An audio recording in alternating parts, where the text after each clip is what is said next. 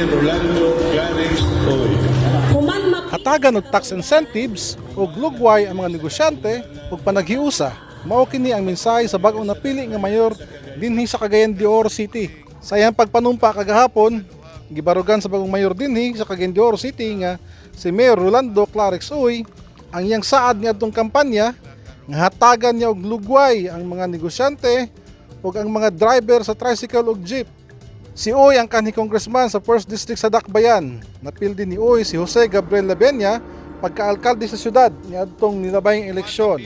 Atol sa iyang pagpanumpa, giaghat ni Oy ang umaabot nga konseho sa syudad nga dili na pugson og pabayad kung dunay condonation nga mahitabo sa mga bayronon sa mga gagmay negosyante dinhi sa syudad.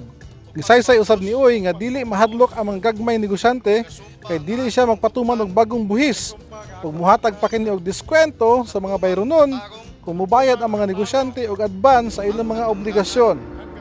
Sa mga business sector, paningkamutan nako na walay increase sa inyong pagabayronon nga bulohisa. Tinuon sa magbayad sa mga bulohisan, labi na kung mag-advance kamo og bayad, tagaan kamo og discount kini hangyoon usab nako sa konseho sa Dakbayan. Giaghat usab ni Mayor Oy ang konseho nga ang mga kalapasan sa mga motorela o jeepney drivers nga pasayloon muna kini ug dili na kani pabayron sa mga multa sa niaging katuigan.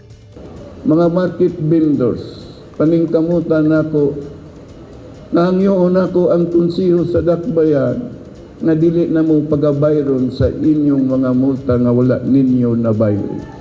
Iagat usab ni Mayor Oy ang konseho sa Dakbayan nga makiktinabangay kaniya aron mapalambo pa og maayo ang Dakbayan sa Cagayan de Oro nga ikaduhang labing dako nga dakbayan sa Mindanao sunod sa Dakbayan sa Davao. Gipahigayon ang pagpanumpa ni Oy sa amphitheater sa syudad o gitambungan kini sa mokabat 2,000 ka individual.